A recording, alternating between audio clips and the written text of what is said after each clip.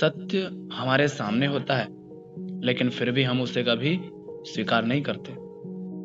जीवन की अनेक घटनाएं होती हैं जो हमें कुछ दिखाना चाहती है, कुछ बताना चाहती है, लेकिन हम उन्हें देखना ही नहीं चाहते, या कभी देखकर भी उन्हें नजरअंदाज करने का प्रयास करते रहते हैं। हर तरह की वे घटनाएं जो मनुष्य को दुखी, परेशान, तनावग्रस्त करती रहती हैं, वे सारी घटनाएं हर क्षण किसी न किसी के साथ किसी न किसी रूप में घट रही होती है, किंतु हम उन्हें देखते नहीं। और जब हम उसे नहीं देखते हैं तो वह घटना जब हमारे साथ होती है तो हमें वो एक नई घटना लगती है और हमें लगता है कि वो सिर्फ हमारे ही साथ हुई है। जब कोई घटना फिर हमारे साथ घटती है तो हम उस समय ये देखने में असमर्थ हो जाते हैं कि ये घटना तो हर क्षण घट रही होती है और हर किसी के साथ घट रही होती है। और जब हम ऐसा नहीं देख पाते हैं तो हमें तो यही लगेगा ना कि ये सिर्फ मेरे साथ हुआ है और पहली बार हुआ है, तो उसके कारण दुख और अधिक बढ़ जाता है। किंतु जो व्यक्ति देखता रहता है, जानता रहता है, समझता रहता है कि जो उसके साथ हुआ है वो ऐसा कई बार अनेक लोगों के साथ होता आ रहा है, हो रहा है और होता रहेगा, तो उसका दुख खत्म तो नहीं होता किंतु बहुत कम हो जाता है। क्योंकि दुख भी अज्ञान मात्र है जिसे भ्रम कहा गया है। भ्रम के कारण ही दुख उत्पन्न होता है।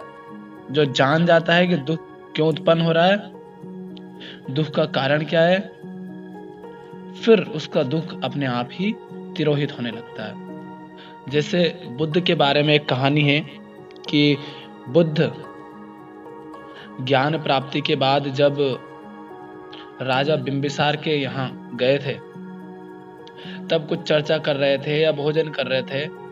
उसी समय उस नगर में एक स्त्री के बच्चे की मृत्यु हो जाती है। अब उस स्त्री का एक ही बच्चा होगा, वो उसी के साथ रहती थी, उसका कोई नहीं होगा, बहुत प्रेम करती होगी वो उसे, बहुत मोह हो गया होगा, ममत्व हो गया होगा, और वो ही अगर मर गया तो उसे दुख तो होगा ना।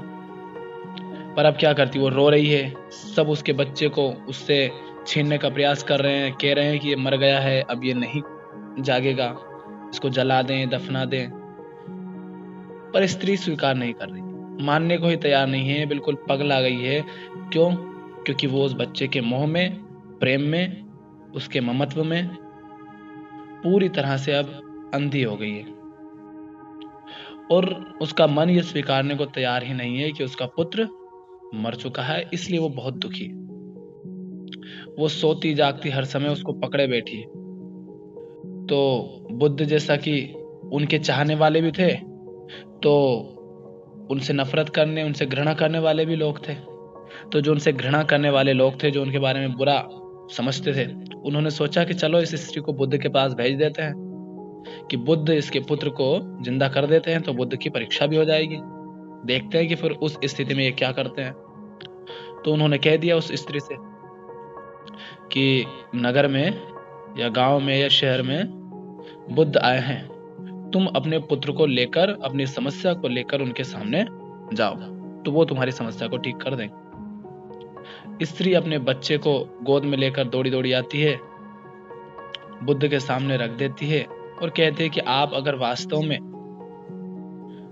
समझते हैं, जानते हैं, आपको वास्तव में ज्ञान की प्राप्ति हुई है, तो इस मेरी समस्या को ठीक करके बताइए, मेरे पुत्र को जिंदा करके बताइए।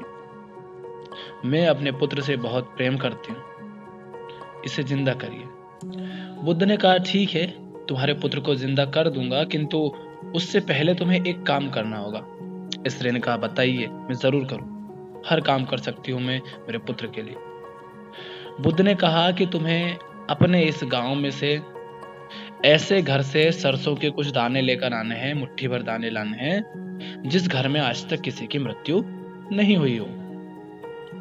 स्त्री ने कहा ठीक है, ये तो बहुत आसान काम है कि इतने सारे घर हैं, सबके खेतों में सरसों बोई जाती है, तो किसी के घर से भी, बुद्ध ने भी सरसों का इसलिए कहा क्योंकि सबके घर में बोते हैं, वहां पे उस गांव में सरसों ज्यादा बोई जाती होगी, खेत में सरसों सबके यहाँ दिख रही होगी। तो उस स्त्री ने भी सोचा कि चलो सबके यहाँ होती है, ले आएंगे। उसने इस बात पर नहीं ध्यान दिया था कि जिसके घर में कभी भी किसी की मृत्यु ना हुई हो।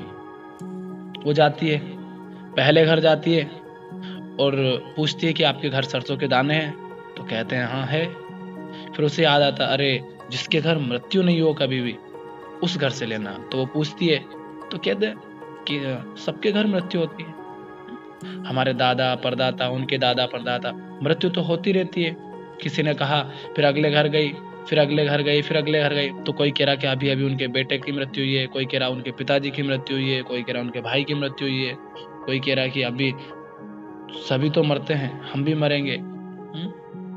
तो इस तरह वो स्त्री घर घर भटकी, लेकिन उसको कोई ऐसा घर नहीं मिला जहां पर कभी किसी की मृत्यु नहीं हुई हो। तो अब उस स्त्री का सामना किससे हुआ? सच्चाई से, हकीकत से, कि मृत्यु तो अटल सत्य है। जिसने जन्म लिया है उसकी मृत्यु होगी। किसी की पैदा होते से ही हो जाएगी, कोई 100 साल तक भी जिएगा, कोई बूढ़ा होकर मरेगा, कोई जवानी में मरेगा, कोई अच्छा खासा रहेगा उसमें मर जाएगा, कोई बीमार होकर मरेगा, किंतु मृत्यु तो सबकी होगी। पर यह बात उस स्त्री को अपने पुत्र के मोह के कारण दिखाई नहीं दे रही थी, जो अब पुत्र से दूर होने के कारण लोगों के माध्यम से पता चली। वो आती है बुद्ध के पास और कहती है कि मैं जान गई, आप जो बताना चाहते थे मैं समझ गई, किंतु आपने ये मुझसे सीधे सीधे क्यों नहीं कहा? बुद्ध ने कहा कि अगर मैं तुमसे कह देता तो तुम भरोसा नहीं करती, क्योंकि इतने लोग तो तुम्हें पहले ही बता रहे थे। वैसे ही मैं भी कह देता तो मेरी बात पर भी तुम भरोसा नहीं करती, इसलिए तुमने खुद अपने अनुभव से जो जाना। तो कुछ बातें ऐसी होती है जिनको तुम मात्र अनुभव से जान पाओगे। दूसरे लोग कितना ही बताएं, तुम उसका अनुभव नहीं कर पाओगे, उसको स्वीकार नहीं कर पाओगे। और जब अनुभव हो जाएगा तब तुम भी शायद बता ना पाओ। तुम कहते हो कि प्रेम कैसा होता है, तो जिसने अनुभव किया वो बताएगा भी तो वैसा नहीं बता पाएगा जैसा प्रेम होता है। तुम पूछो आनंद कैसा होता है, तो आनंद बता नहीं पाएगा कि आनंद होता कैसा है। बताने का प्रयास कर सकता है, थोड़ा बहुत इशारे बता सकता है, किंतु वैसा का वैसा नहीं बता पाएगा, क्योंकि वो अनुभव से ही प्राप्त होता है। तो जिस प्रकार ये स्त्री जानती थी पहले कि मृत्यु होती है, दूसरों के घरों में भी मरते हुए उसने लोगों को देखा होगा, युद्ध होते थे तो युद्धों में लोगों को मरते देखा होगा, आपस में लड़ाई होती थी तो उसमें लोगों को मरते देखा होगा, किंतु जब स्वयं पर आपदा आई तो उस समय मन ने काम करना बिल्कुल बंद कर दिया। मन बिल्कुल केंद्रित हो गया सिर्फ उस बच्चे पर जिससे उसका संबंध था, जिसे वो प्यार करती थी। तो हमारे जीवन में भी जब समस्याएं आती हैं तब हम सिर्फ उस समस्या से ग्रसित हो जाते हैं। हम ये सोचने लगते हैं कि ये समस्या पहली बार हुई है, हम ये सोचने लगते हैं कि ये सिर्फ मेरे साथ हुई है, और हम ये सोचने लगते हैं कि ये सदा ऐसी ही रहेगी, तो हम दुखी हो जाते हैं। क्या अगर हम समझ के साथ, बोध के साथ, आंख खोलकर ध्यान से देखने का प्रयास करें, तो क्या हर क्षण हमारे चारों तरफ मृत्यु नहीं घट रही है? तुम्हारे पैरों के नीचे कितने ही कीड़े, छोटे छोटे जीव जंतु, बहुत बारीक, जिनको तुम शायद आंखों से देख ना सको या देख भी सको, वो कितने ही मर जाते हैं। कभी उन पर ध्यान देते हो? पर तुम क्या कह देते हो, अरे ये तो छोटे से कीड़े हैं, इनकी जान पर क्या ध्यान दिया जाए। नहीं, वो तुम्हारे लिए छोटे हो सकते हैं, जिस प्रकार वो कीड़े तुम्हारे लिए बहुत छोटे हैं, तुम भी उसी प्रकार इस समस्त अस्तित्व के लिए कीड़ों से भी छोटे हो। तो समस्त अस्तित्व तुम्हारे प्रति कोई दया नहीं करता, किंतु तुम्हारे हृदय में जो उसके प्रति करुणा जागती है, उस छोटे से कीड़े के प्रति, यही तो करुणा है, यही तो प्रेम है। एक पर्वत के सामने तुम जाकर खड़े हो जाओ, जो विशाल पर्वत है, उसके सामने तुम उसके एक पत्थर, छोटे से पत्थर के बराबर हो। उस पर्वत के, बहुत बड़े विशाल पर्वत के छोटे से एक पत्थर के बराबर हो तुम उसके सामने। वो तुम्हारे ऊपर अगर बरस जाए, तुम्हें ढक दे, तो तुम नहीं बचोगे। उसी तरह से ये छोटे छोटे कीड़े पर भी हम ध्यान नहीं देते ना। उसकी मृत्यु को तो हम मृत्यु मानते नहीं। हम सांस लेते हैं, कितने ही जीवाणु विषाणु हमारी नाक में जाकर मर जाते हैं, हम उसको मृत्यु कहते नहीं है। कितने ही पेड़ पौधे, छोटे बड़े घास फूस को हम मचा देते हैं, क्या उनमें चेतना बिल्कुल नहीं होती? मृत्यु तो है ना वो भी। कितनी ही चीजें हर पल हमारी आंखों के सामने बदलती होती है, परिवर्तन होता रहता है, परिवर्तनशील है। क्या वो मृत्यु नहीं है? मृत्यु परिवर्तन ही है। एक स्थिति से दूसरी स्थिति में पहुंच जाना ही मृत्यु होती है। तो जितने भी आसपास परिवर्तन हो रहे हैं वो परिवर्तन मात्र नहीं है, उसी को मृत्यु कहते हैं। पर हम उसे बहुत छोटा मान लेते हैं। क्यों? क्योंकि हमारा अहंकार इतना बड़ा है कि सारी दुनिया को अपने से छोटा ही समझता है। तो जब तक हम अपने अहंकार को इतना बड़ा कर रखेंगे कि मुझसे बढ़कर कुछ नहीं, हम इंसान हैं, हम सबसे आगे हैं, हम सबसे समझदार हैं, जब तक आप ऐसे मानते रहोगे तब तक आप इन चीजों को, ये जो मृत्यु हो रही है, इनको महत्व नहीं दे पाओगे। और जब तक इनको भी महत्व नहीं दोगे तब तक तुम अपने आसपास घटने वाली, अपने साथ होने वाली इन समस्याओं के कारण दुखी होते रहोगे।